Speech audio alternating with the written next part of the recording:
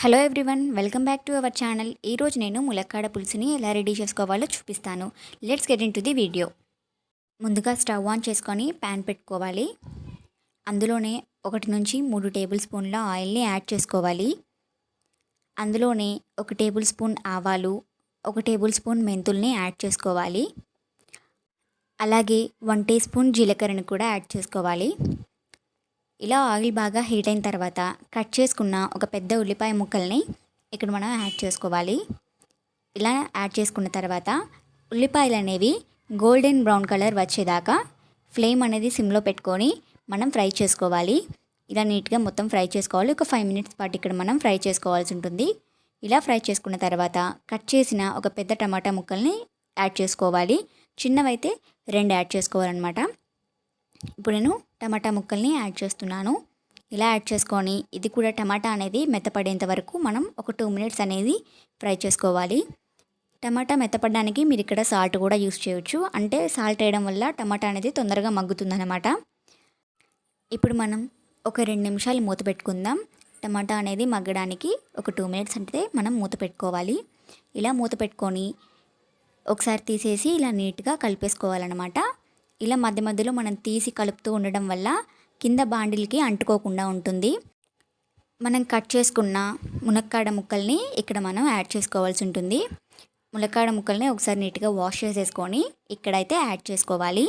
ఇలా నీట్గా మొత్తం యాడ్ చేసుకున్న తర్వాత ఒకసారి నీట్గా అయితే కలిపేసుకోవాలి. ఇక్కడ మీకు ఎంతవరకు అయితే కారం కావాలో మీరు అంతైతే యాడ్ చేసుకోవాల్సి ఉంటుంది. నేనైతే 2 టేబుల్ స్పూన్ల కారంని యాడ్ చేసుకుంటున్నాను.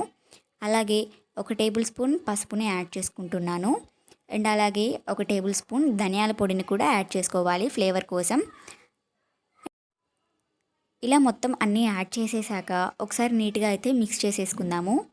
ఇలా నీట్గా మిక్స్ చేసుకున్న తర్వాత మీకు పులుసు ఎంతవరకు అయితే కావాలో అంతవరకు ఇక్కడ మనం వాటర్ని అయితే యాడ్ చేసుకోవాల్సి ఉంటుంది. నేనైతే 1 గ్లాస్ వాటర్ని అయితే యాడ్ చేసుకుంటున్నాను.